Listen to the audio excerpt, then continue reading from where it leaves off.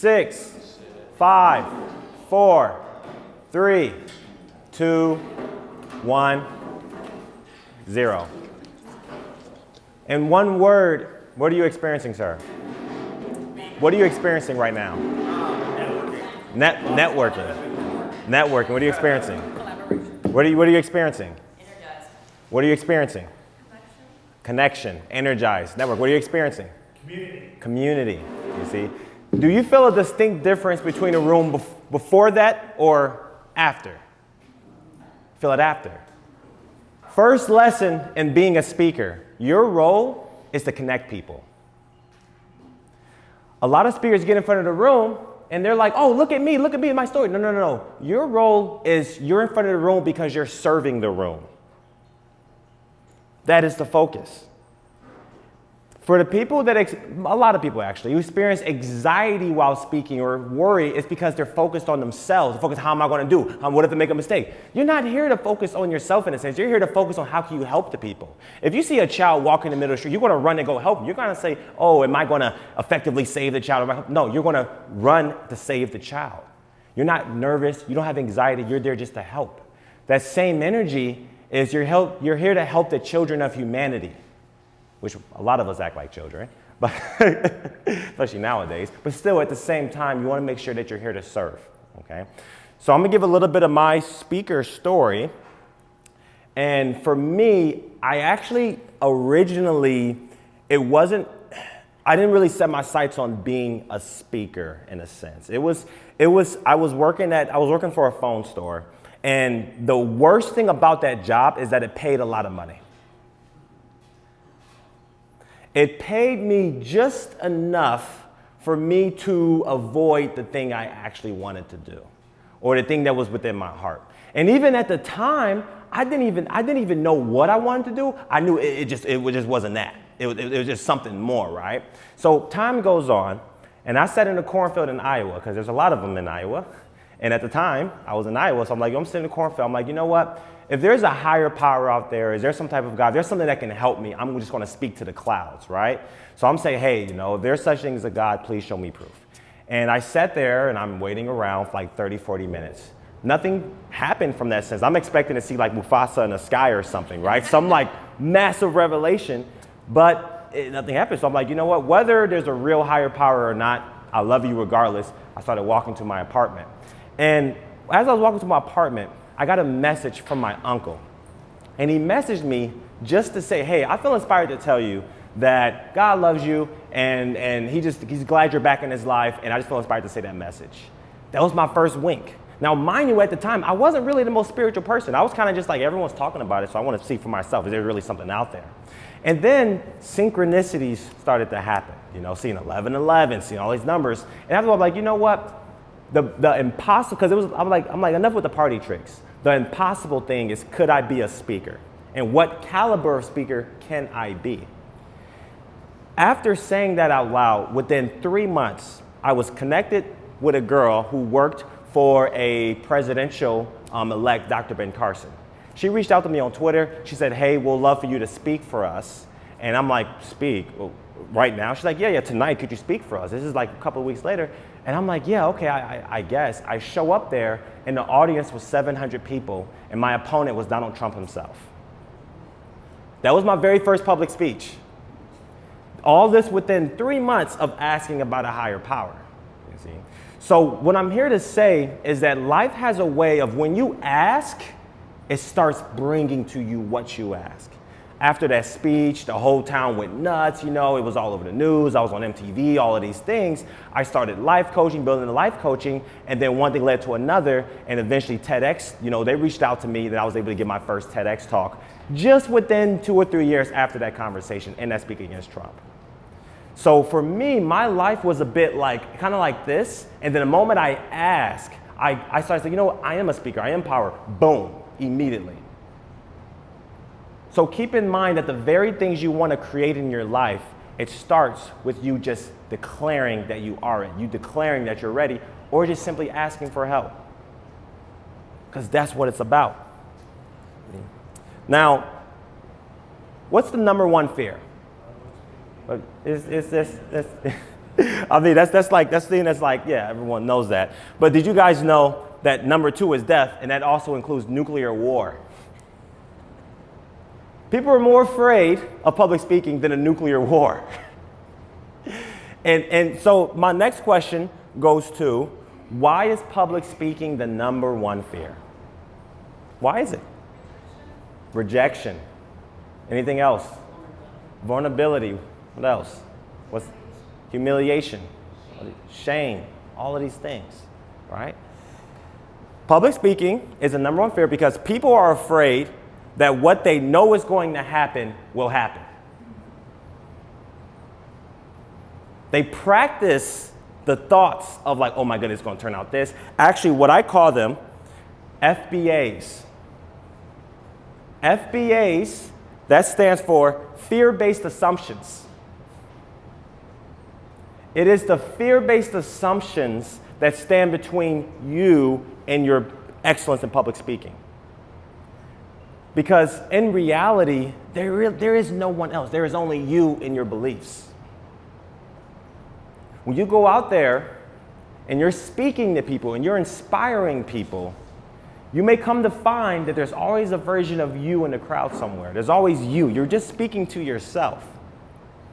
Everything I spoke about, like when I gave my speech against Trump, I spoke about the greatest problem I see with our country is we always talk about like, you know, making it great by winning wars, beating our opponent and dominating. My thing is that we make this country great by us loving each other the way we love ourselves. I don't like the idea that our family is just who we're blood related to. The human race can be our family.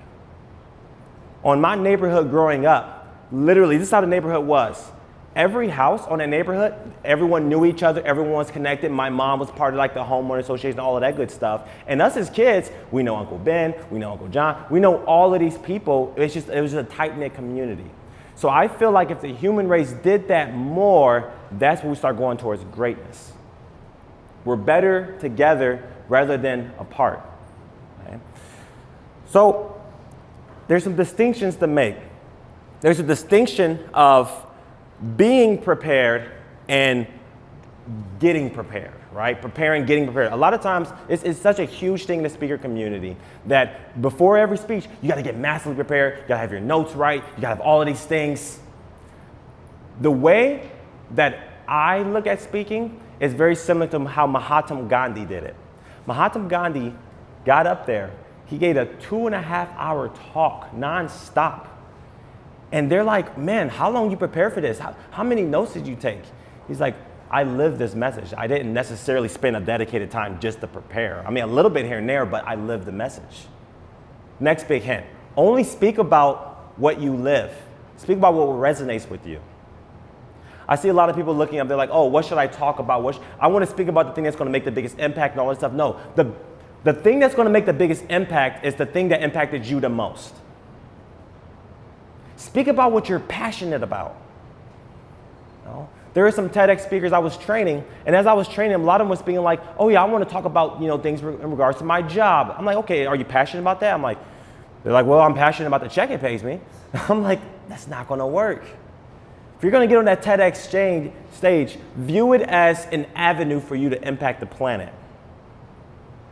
So the planetary impact is through the filter of your heart. So speak of the things that's on your heart. Speak of things, because here's how inspiration works, okay? If you are inspired to talk about it, by natural law of the universe, there are people that are inspired to hear what you have to say.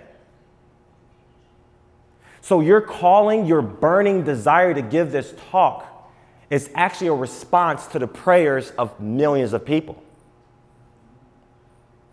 So you're being called to this. Otherwise, you won't have the inspiration. It is a perfectly interdependent system.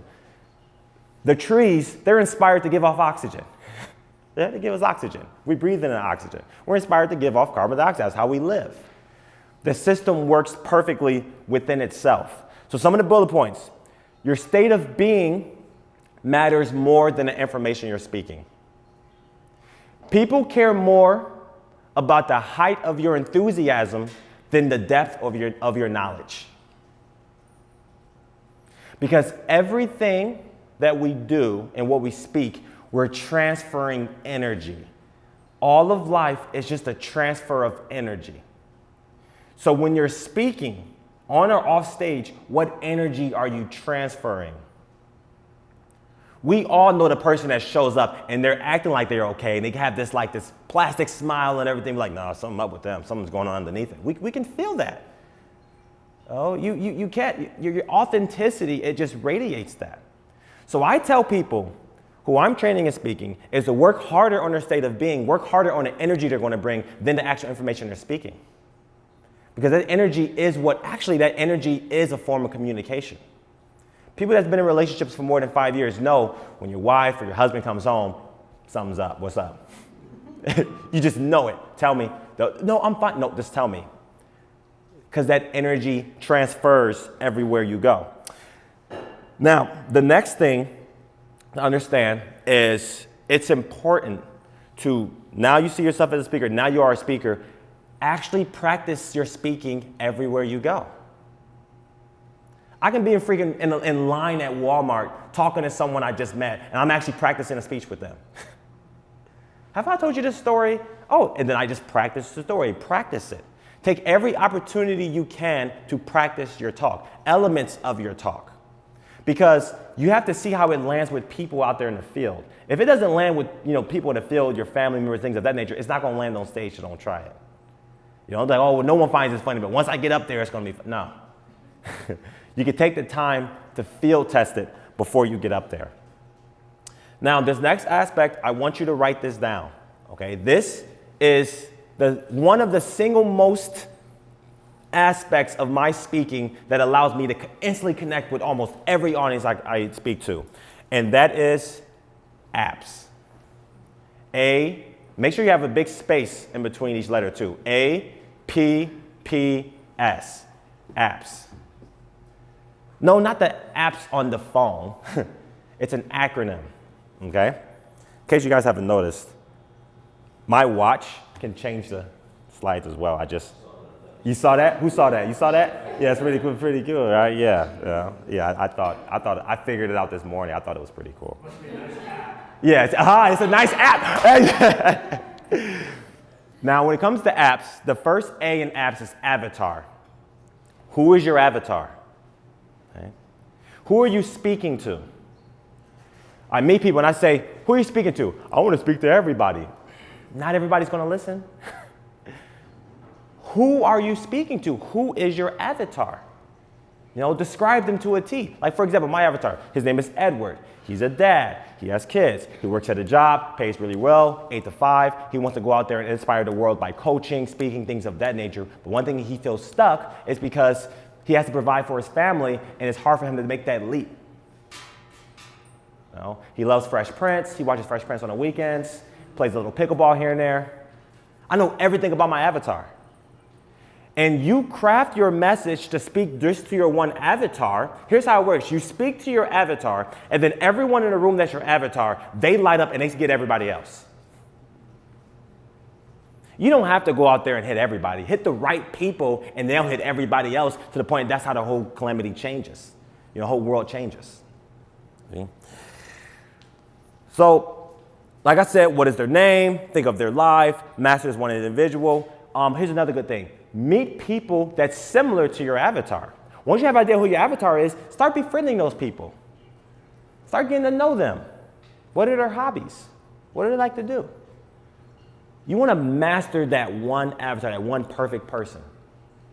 Because those are the people that's going to light up like, wow, you're speaking directly to me. Get out of my head. How do you know me? And that's what you want to do. Next, the P in it is problem. So A is avatar, P is problem. And this problem is the one that you solve with your talk.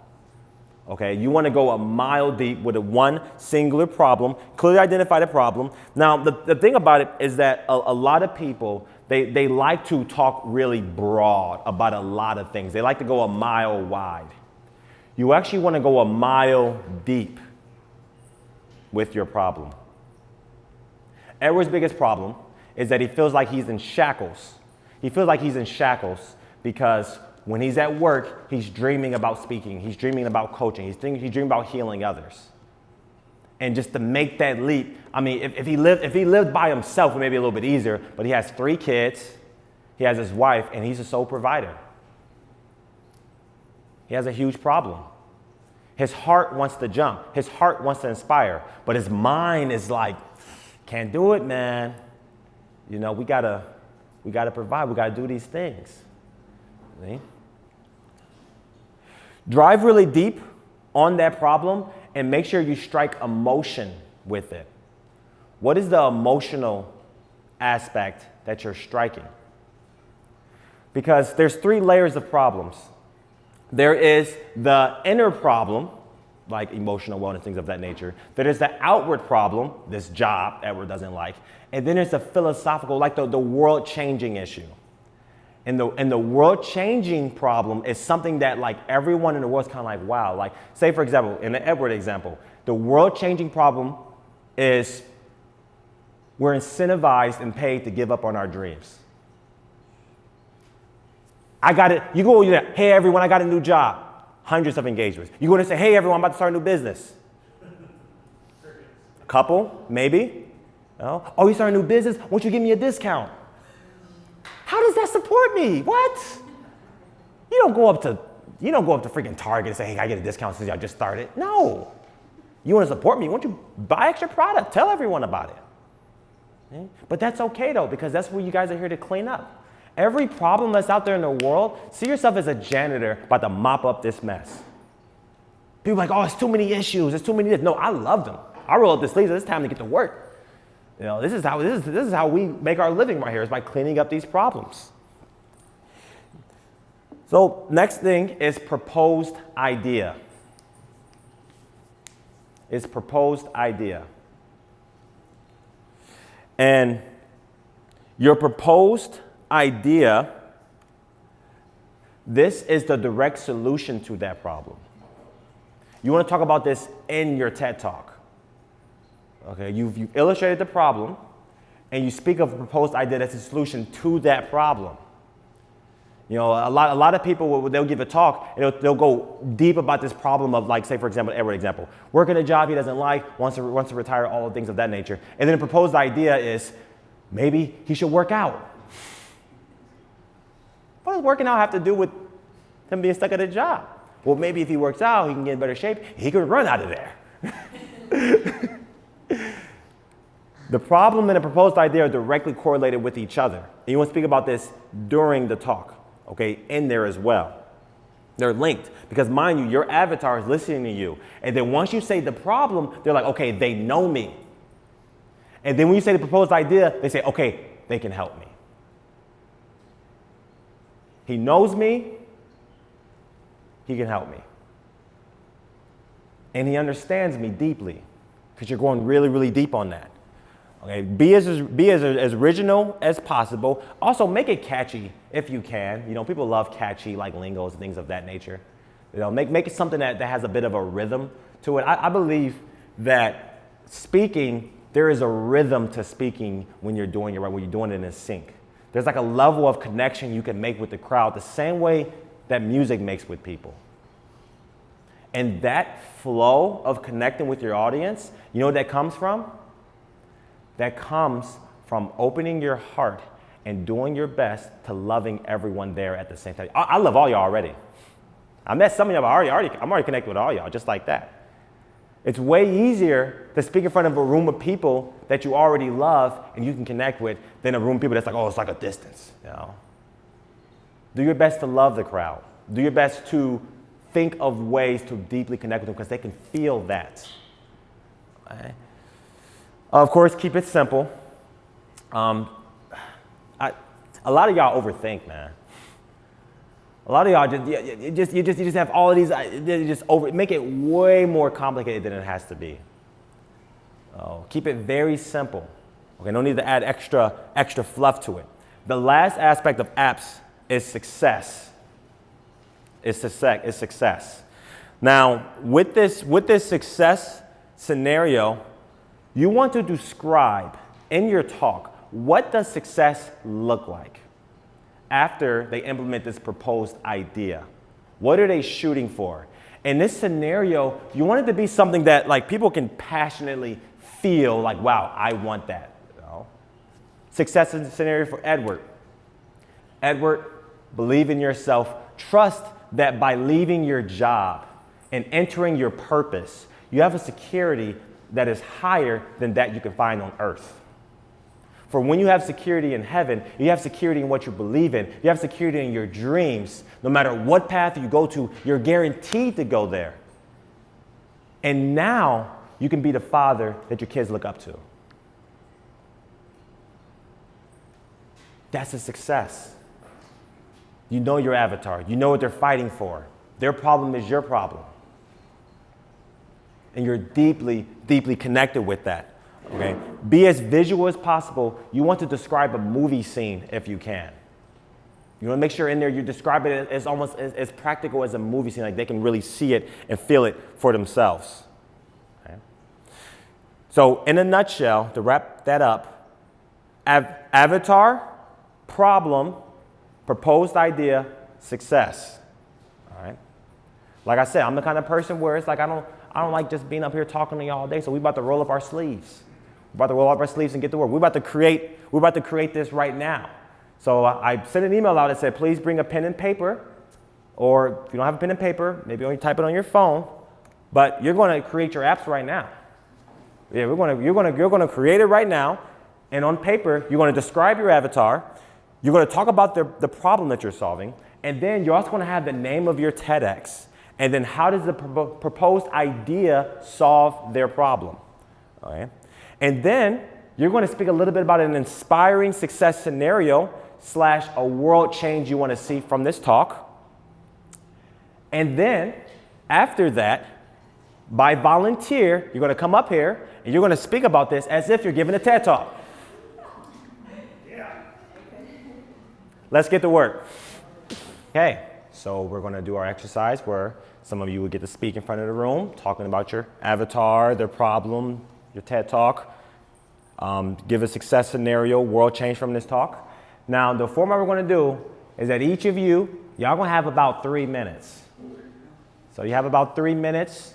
You know, it's a loose 3 minutes, so if you're 3.5, cool. But if it gets about 5 or 6, I'm going to come up here. It was a speaking company I was a part of where someone's speaking too long. There's a random guy that comes up, and he puts his hand on their shoulder. And if they keep talking, he squeezes tighter and tighter. I saw people up there like, I gotta go. So I'm not going to put my hand on your shoulder, but I'm going to walk up and stand by you. So 3 minutes, be as brief as possible, go over everything. We already had an initial volunteer, so what's your name? Aisha. If we can bring up Aisha, please.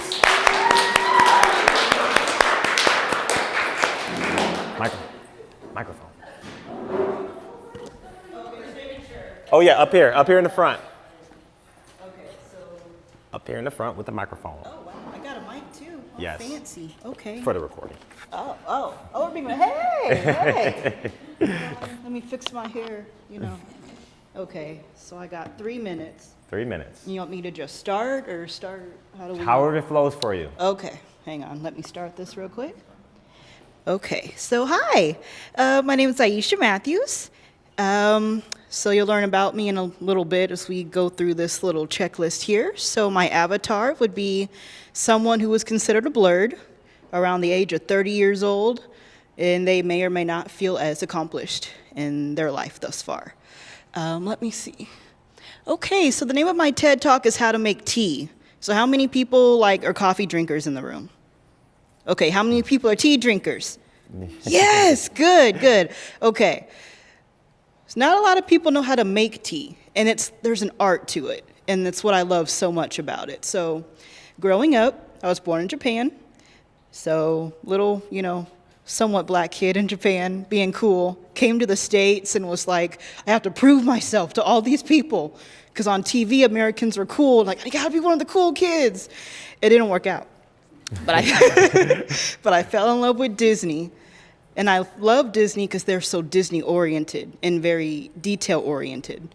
So we went to a Disney park, and I had been to the one in Tokyo, but we went to the one in Florida. And we went to the Mount Everest ride. And so you go up this ride, right? And it feels cold, like freakishly cold. I don't do cold. I was born in Okinawa. I was born on an island. I don't care for cold. So you go up this ride and it's cold, right? And then it looks like the tracks have been taken off because there's a monster coming after you. And as you go up, obviously it gets harder to breathe, and there's snow. It's very inclusive, right? And then of course they take you out throughout this ride. So when I saw that, I was like, I love Disney, yes!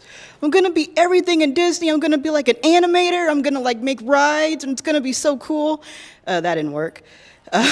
So then I started finding other stuff. Oh my God, all my friends were into anime. And I was like, yes, this is my time. They're gonna love me. Oh, shoot. Okay, I got time, sorry. I was like, yes, they're gonna love me. And I was like, yeah. And then they're like, okay, so you like anime, you're a nerd. Yeah, that's not cool. Apparently it wasn't a cool thing back then. Whatever. So then I was like, okay, so now I like Marvel. And now with Marvel movies, I'm like an expert, and I'm just so cool now. All my friends love me, sort of. But I'm still one of the cool kids. So fast forward to college, here I am trying to find a degree and make my life. My parents are like, I don't care what you do, just go to college or else you'll be a bum, and I don't have bums in my house. Any old school black parents in the room? Okay, yeah, we all know how that works, don't we? Oh, shoot. Okay, so one of the things I did after COVID kind of train wrecked everything. Couldn't finish my degree, couldn't have any internships, and I was in such a hurry to tell my parents I was one of the cool kids and accomplished. I decided I was just going to graduate the quickest way possible. And I finished with no experience and hardly any classes. So I thought, this is it. This is my time to tell everyone I'm cool and I made it in life. And that didn't happen. Couldn't get a job. That was hard. So I'm struggling. Sorry. I'm going to finish up, I promise. But I'm struggling in life. And the only thing I know for sure how to do is make tea. In my family, the way you show someone you love them is by making tea.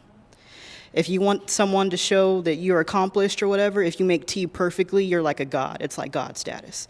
So I'm making this tea, and I'm telling my friends about it, and they're like, your tea is always good. And I'm like, no, I do it the way you're supposed to. So every tea leaf is different. There's green, white, yellow, all kinds. We all know black, right? Sorry. Thank you so much. Very good, Aisha. So afterwards, make sure after we're done today, everyone, give your experience of her and her talk and everything of that. To support her, let's congratulate her for being the very first one to get up here. It's not easy, so absolutely amazing. All right, very good. Sweet. Good. Oh wait, do I stay up here? No, you're good. Oh, okay, cool. I didn't take the mic with me. No. That's good. It's good to say. It's funny, time flies when you're up here. It kind of does. Yeah. You're like, what? It's already, yeah, it's something where when I was giving my TED talk, I was a bit of the featured speaker of mine, so I got a little bit more time. Everyone's 8 to 12 minutes. Mine, they said shoot for 15, but your maximum is 18. I finished at 17:59.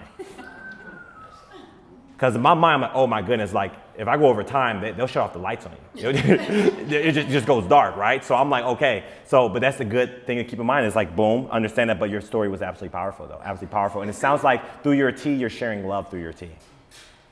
It's good, give her feedback for her. That was the plan.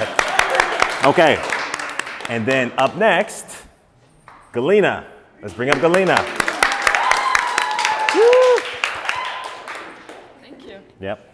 Hi, everybody. Hey. Hi, my name is Galena, and I want to speak to female professionals, leaders, and entrepreneurs who perhaps might have struggled with confidence or doubt, and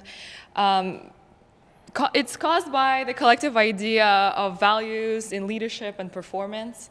So the proposition that I have is the connection to the personal core values that everyone has. Once you deeply realize what those are, and I want to ask everybody to think of what are your 3 core values. What are your 3 core values?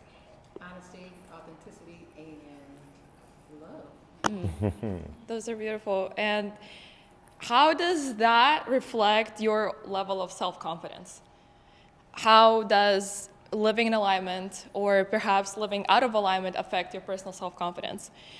And what would your day look like if you were wholly aligned with every single of those personal values? And if you could release the externally imposed values that everyone is being measured against, especially as women, and embracing deeply these held values and living in alignment with them that you dearly personally hold, putting your own soul's expression ahead of everyone's external idea, so what you should be like, what you should perform like, or what you should live like, the world would really change through each woman's embrace of internal values rather than being told of what's valuable in the society.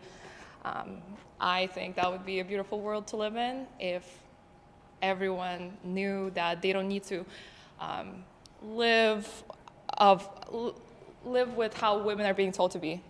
And so the name of the talk, I guess at the end, I wanted to say is how to find confidence in a competitive and ever-changing world.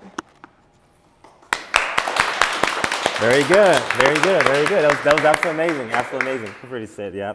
That was good. I love that. You know, you're looking at you're viewing the world through the eyes of an angel, seeing opportunity to help it shift and everything standing there. So it was an amazing share.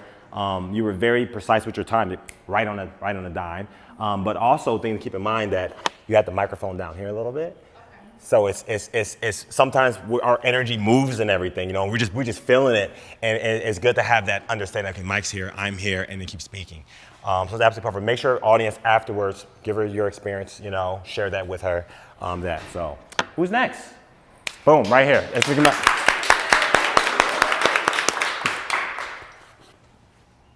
Thank you, sir.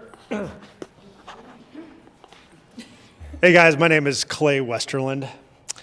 So my avatar is entrepreneurs who want to make a difference in the world, but they are feeling bogged down by running their business. So, you know, this is the day-to-day of running their business and, you know, in their lives.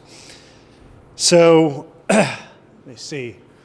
So the problem that I'm going to be solving for these entrepreneurs is to create community and connection in order to facilitate collaboration, resulting in these entrepreneurs getting clarity, courage, and confidence to go out and make a difference in the world. So the name of my TED Talk is Don't Say No, Just Go Make a Difference. Ooh. So after going to one of, here's my testimonial from the future. After going to one of Clay's masterminds, I was connected with others who shared my passion for ending world hunger. And then 5 years later, through the invention of our food materialization technology, we are now on our way to being able to create food out of thin air. And within the next 10 years, we hope to have one of these machines in every house and every community in the world. And the audience will share their experience of me. Again, this testimonial from this entrepreneur is, Clay made me realize that the only thing that is holding me back is me. Thank you. Very good, very good, very good. Absolutely amazing. You know, who all could tell that he's probably done something like that before? In terms of inspiring people, in terms of holding, he probably, so you know your avatar really well, and I think that's absolutely an amazing thing. One thing that I would also focus on is that flow. You know, you had it so inspired, and then you'll stop and then look down, right? You know, and it's okay because, you know, it's just on a spot, but there's a way to kind of talk a little bit and then gather. There's so many speaker permission slips is what I call them, speaker permission slips, where, let's say, for example, if you need to pause, take a drink of water, you know? Or you can simply just like, you can look down and look up, you know, there's so many things you can do and get away with that the audience think, oh, it's a natural thing, right? But you know that you're buying time, in a sense, from the audience because there's a flow that you keep. It's like an orchestra. You're keeping that same flow, like the right song. You know, so if you ever see me speaking, if I everything I do, if I'm speaking, or actually any TEDx speaker, if they're speaking and if they drink a water or they like go up or they cough a little bit, it's just buying time. It's just getting back, and everything is orchestrated perfectly. It's kind of like acting a little bit, you know, except you're live on stage in front of everyone. Who's our next volunteer? Oh, right here, boom, right in the front. Yeah. Wait, no more chance. Mm-hmm. Well, good morning, everybody. I'm going to start off by describing my avatar. I gave her a name. Her name is Tanisha. She's reserved. She is an introvert. She is with low self-esteem. And she also comes off as if she has an attitude sometimes, but not because of choice. It's because she carries the weight of her childhood trauma with her everywhere she goes. So for me, what my proposed solution would be for her is to understand that same strength that she used to get over the childhood trauma, the same strength that took her from 11 to 12 to 13 to 14 and so forth, is the same strength that she's going to need to use to get to the place that she wants to be. And so a lot of the times, Tanisha feels like she's not able to go into certain rooms. She's not able to sit at certain tables. She's not able to do certain things because she feels that everybody sees what she feels, if that makes sense. She thinks that everybody sees the childhood trauma. She thinks that everybody sees the little girl who could not find her way, but they don't. What they really see is strength. What they really see is dignity. What they really see is power. The problem is Tanisha doesn't know that. So what my TED Talk would be, and I would name it Good Grief, because there's always something good in grief. So my problem and my solution with Tanisha would be to reevaluate her life. Understand that you did not just miraculously get from 11 to 35 years old. That took work, that took strength, that took dedication, and strength and dedication that only Tanisha had. So if she's able to see that, she will be able to then break out of this glass box that she's living in because she can see the success, she can smell the success, she can hear the success, but she just can't seem to get there because she carries that weight of that childhood trauma everywhere she goes. So once she's able to dive into that and really utilize that strength, she'll be able to break down that glass door and walk purposely, strongly, and assertively into the life that she deserves.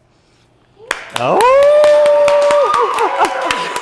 oh, good stuff. That's good. That is good. She got up here, grabbed that microphone, and then just magic just started happening. Just like that. You know, I think that was absolutely amazing. You know, your avatar really, really well. You spoke about the problem. You were able to empathize with them really, really well. And not only did you do all of that, you also had that rhythm I was just talking about. You had that flow with it. You know, it's absolutely amazing. You know, the one thing that I would upgrade is slow down a little bit. You know, because yeah. No, because I get it though. I get it though. Like passion moves at 1,000 miles per hour, and our mouth only moves so fast, and then people's ears is even slower, right? So one thing that I've learned is that when you go as slow as you can, to the audience is regular speed. But to us, I was right there with you. I'm like, oh yeah, I know. Yeah, there's just a passion going. You see, but that was absolutely amazing, stunning performance. Who else? Right here, Ben Tanner. Yep, come back here, yep.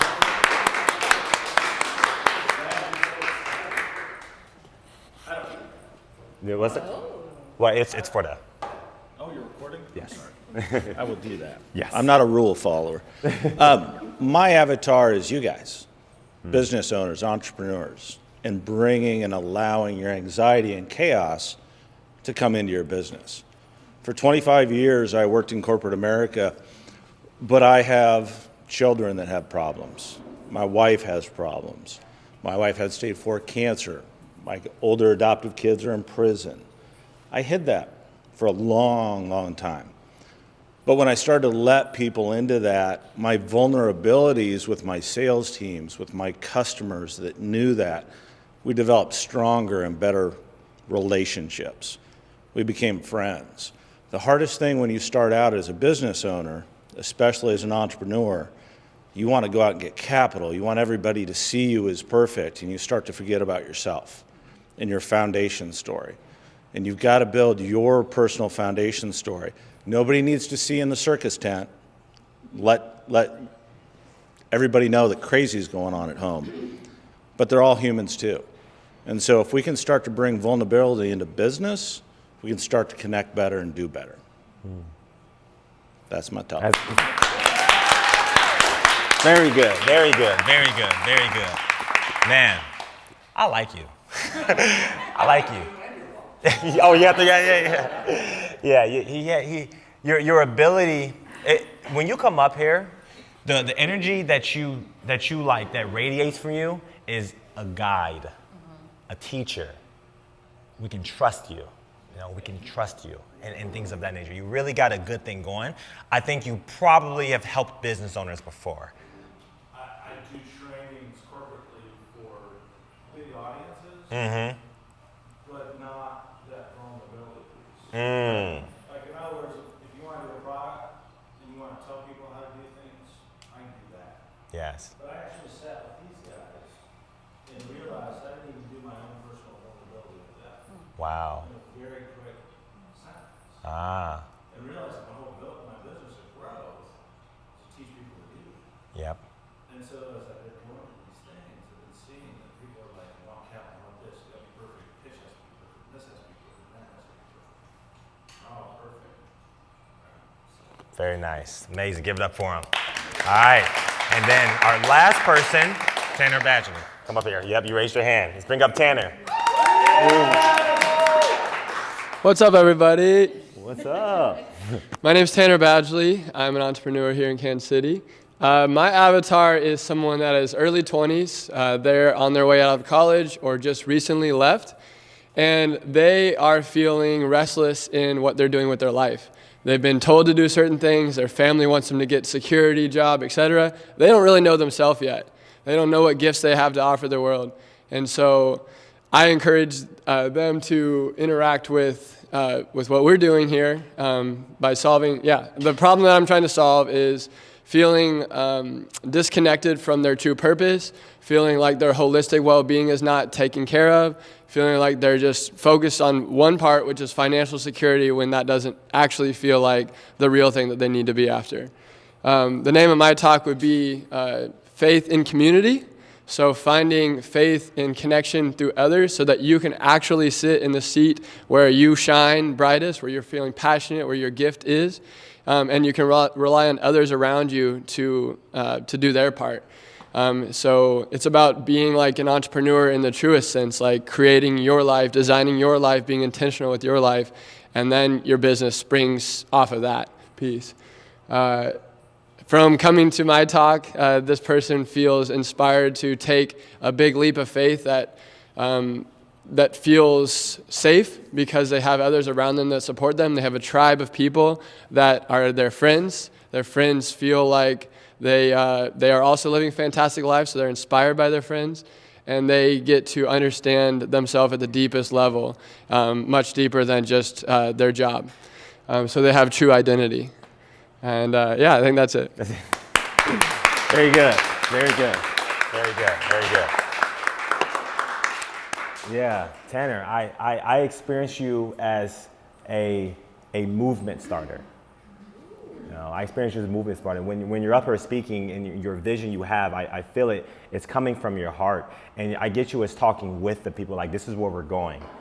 People that start movements, they're really just taking a body of people somewhere to the other side, to the promised land. You see what I'm saying? I experience you that way, and an upgrade I would add is more intentional eye contact. I experience you a little bit kind of like that. And just giving, it's almost like when you're speaking, you have like this plate of food, right? And you want to give a person a plate. Here's a plate. Here's a plate. Here's a plate, right? As long as it's vegan, they'll always accept it. Okay, but that's the upgrade. But absolutely, absolutely amazing. Great examples. There'll be plenty of opportunity for all of you to speak more in the future as well. Especially on that TEDx stage, because I got a feeling I'm gonna see some of y'all, if not all of y'all, on the TEDx stage. It's actually okay. When I landed my TED Talk, I didn't realize how prepared I already was.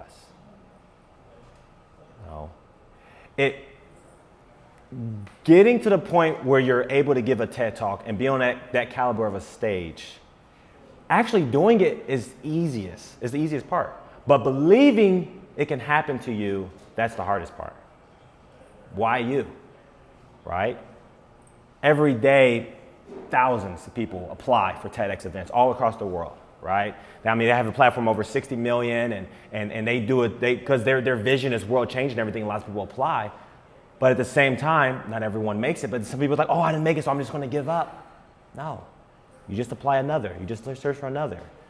No, because I'm a firm believer that when your mission is something that's coming from your heart and orchestrated through your vulnerability, everything in the universe is gonna help you get there. All of God's power is on your side flowing with you. You're being carried on a river that's taking you exactly where you need to go. So you don't just need to believe in yourself. Believe in yourself and also believe that you have support, you have help. And if you do feel isolated, well, isolation is not caused by no one talking to us. Isolation is the feeling of that comes from us not sharing our heart with others. I realize that. There's a lot of people that share their heart with us, but we still feel alone. Why? Because we're not sharing our heart with them. We're not sharing our heart with others. Okay? So here's a tip to land a TED Talk, okay? So when I gave my TED Talk, my mind, because whenever I get something good, I always think, how can I help others? How can I help others do it too? When I landed my TED Talk, I gave the talk, did my thing, and then afterwards, I asked the lady, why did you choose me? Well, what are you guys looking for in a TEDx speaker? You know, she gave me a slew of things, but I took one thing that was very, very important, a very, very important tip, is increase your perceived value, your perceived speaker value. You're not creating your talk just for the audience. You're creating your talk and creating your speech and everything and creating yourself to be like the event organizer, like, wow, I want that person at my event. Their only job is to give the best TEDx event they can. And so when they choose you, they need to feel like you're on their side. You're one of them. Well, this person must work for TEDx or something like that. He's making it easy. She really knows what she's talking about. Things of that nature. So ask me, do you have a website? Okay, you have a website. Do you have a page that's dedicated just for speaking? Oh, you have to have an area that says, I'm a speaker. This is what I speak about. Here's some videos. You want to have at least 2 to 3 videos of you speaking 3 minutes or less, right? And make sure when you're speaking, the highlights you capture, there's audience engagement. You want to make sure that they know. Listen, it can be my very first like talk like that wasn't public. I was in my living room talking to my cousin, my grandma, just practicing, right? Get that practice time. Do you have social media? Okay, you want to be on every platform you can be on. Now, what is displayed on your social media?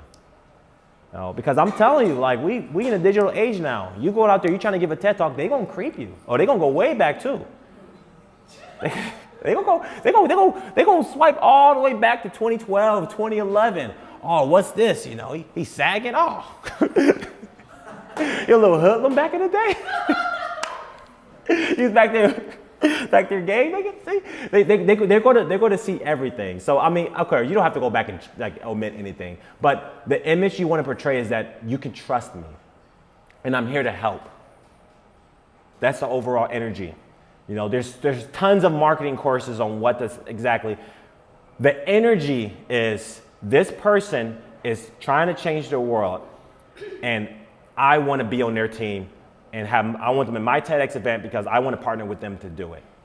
You don't apply. You don't try to land a TED Talk by putting yourself in. It's like, I would love to come to your event. No. You want to say, hey, I have a mission of this impact in the world, and I feel like your event is in alignment with my mission as well. You're a big force too. Here's another secret. Oh, I didn't know this, but it's a huge secret. Okay, every TEDx event has a theme. They usually have a social media or something you can find. Find out what their theme is. And then you can align your talk or align your message to them with their theme so it already fits. I didn't even notice. It just so happened that my talk was the little voice in our head. If you look up Alan Little voice in our head, TEDx, it's on YouTube. I didn't know that the theme of that TED Talk was becoming extraordinary. So she was like, oh, you must have knew our theme. I was like, what? Well, what's your theme? Become extraordinary. I had no idea. Had I got up there and said, oh, I want to give a TED Talk on, technology on cell phones or something like that, it probably wouldn't have been a fit. So make sure you align with their theme. Another thing, SEO is the way to go. SEO, search engine optimization, okay?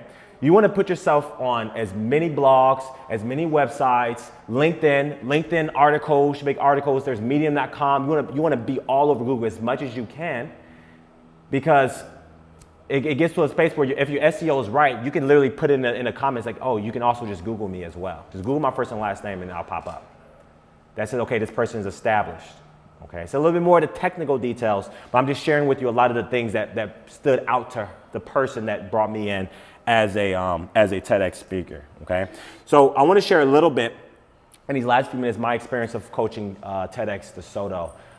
So TEDx DeSoto was a TEDx event in Texas, and they brought me down to coach. Well, particularly I was supposed to coach one speaker, and then it turned into two speakers, and then it kind of grew. And by the time I got to the event, for most of the event, I was the only coach that was there coaching all like 12 of the speakers or so, right?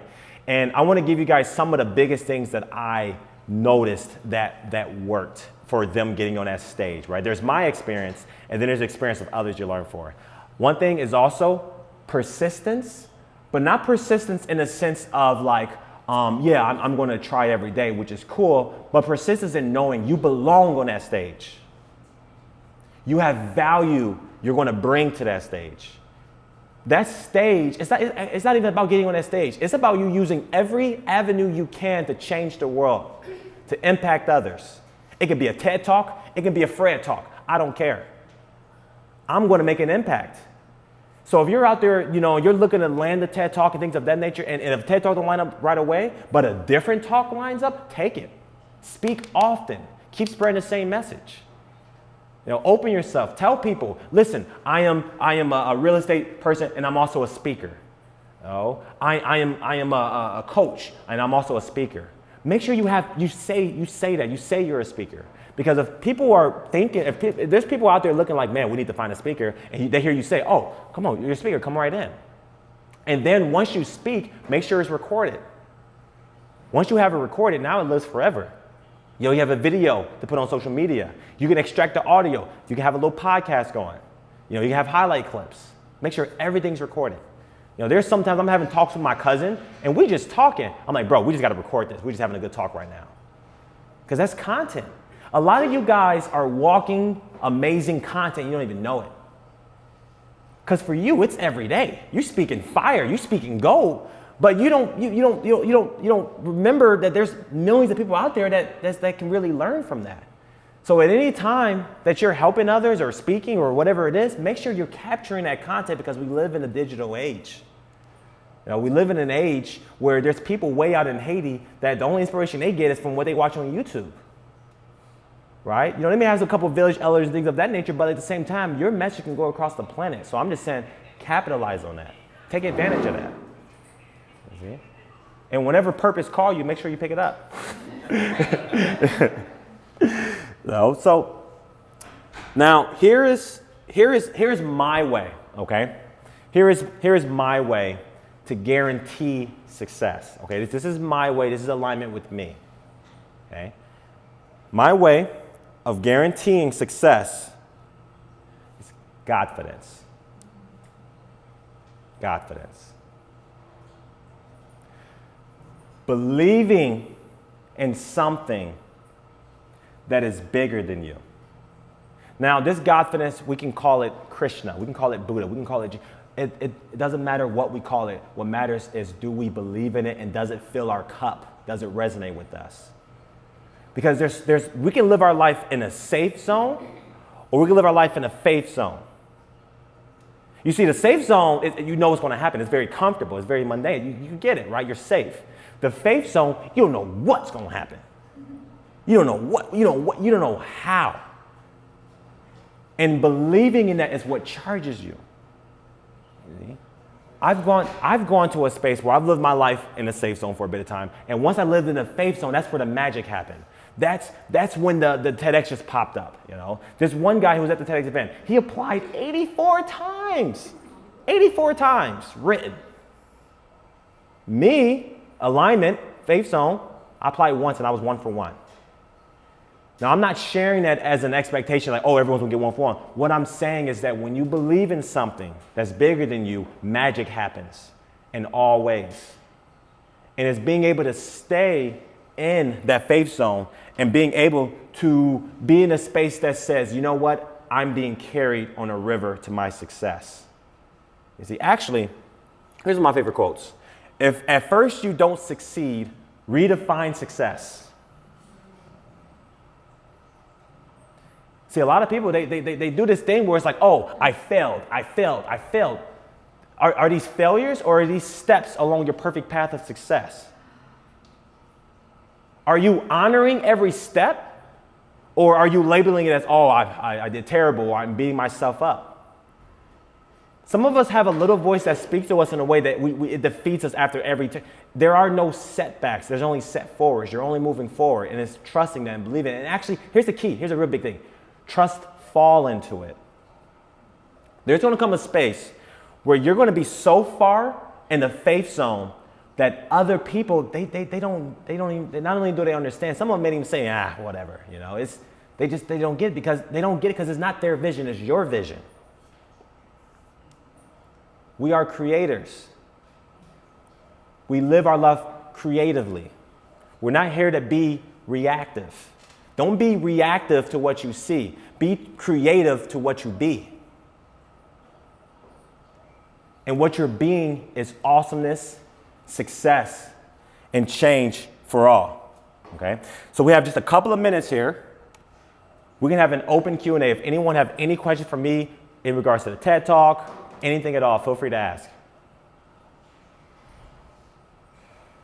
Okay. I have a question. Yes. You mentioned that you worked at a phone store Yes. before you were a speaker. Yes. Can you tell us a little more about how you kind of found your calling in speaking and like what that process was like for you? Yeah, so think of it this way. What I've realized is a lot of times your calling is already in your life in some way, shape, or form. You just don't. It's the thing that you do easily. You do it for fun, and it's already there, right? So I'm working at the phone store. And actually, it was the entrepreneur that came up to me, and we were sitting at a taco shop just hanging out. He's like, man, God didn't put you on this planet to work at a phone store. That's all he said to me. He was like, I don't believe that's why you're here. And I was like, man, like it struck me. And then the more I thought about it, I was like, whoa, I love inspiring people. I love speaking. But my first thing in my mind, I can't get paid to do that, though. You can't make money doing that. That's what I thought. He was like, what? Oh my goodness, you know, and then that was debunked very quickly. So you know it's your calling because it's already been there, it's familiar, and you do it almost naturally, effortlessly for fun. And okay, if there's anything you can think of right now that if you can get paid to do it, you'll do it forever, that's probably your calling. That's the thing that's like, oh, I can never get paid for that. You can. Did that answer your question? Yeah. All right, cool beans. So is filling out the application the only thing you can do to get that process like moving forward, or is it like no, or? Okay, there is many things you do. You can fill out the application. A lot of them are at universities. You can ask the students to nominate you.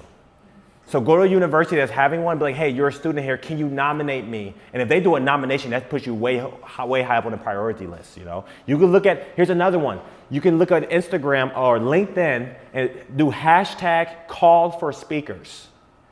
Because when you look up the hashtag call for speakers, people that are looking for speakers, even TEDx events, they'll look at people who's following that hashtag and say, oh, you're a speaker. Or you can just apply right there from their website. Now, another thing as well is that you want to make sure that anytime you apply or anything like that, you want to build a relationship with the person. You want to build a relationship with the person you apply. Does that answer your question? Okay, cool beans. Any last ones? I only got a couple minutes here. Last questions? Okay, cool. So last couple bits is you all are more than welcome to join. There's a program I created. It's an e-course. It's called Speaker's Paradise.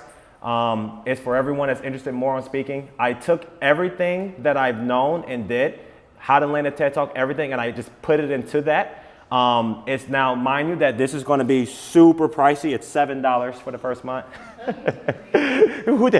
You know, and then now there's dozens of hours I put in there to break down everything for you. I took my TEDx application that worked, and I actually put it in there, access to all of the members as well. So you go to rethinkbig.org And then everyone that signs up for that, you'll get a free hour session, speaker session with me, and we just go over absolutely everything. You know, I literally want you guys on that TEDx stage. I want you guys to go out and just rock that. So I'll give you everything I have, everything I can. Rethinkbig.org. Here's some of my info. Hit me up on the gram, Alan J. Big. You know, check me out. You know, I post some motivation. I'm trying this thing where I'm putting like these subtitles and like highlight reels and it's fun stuff. Okay, so that's me. I'm Little Motivation. Thanks so much for being here, and you're ready to give a TED Talk. Let's go. Yep. Thank you. Thank you.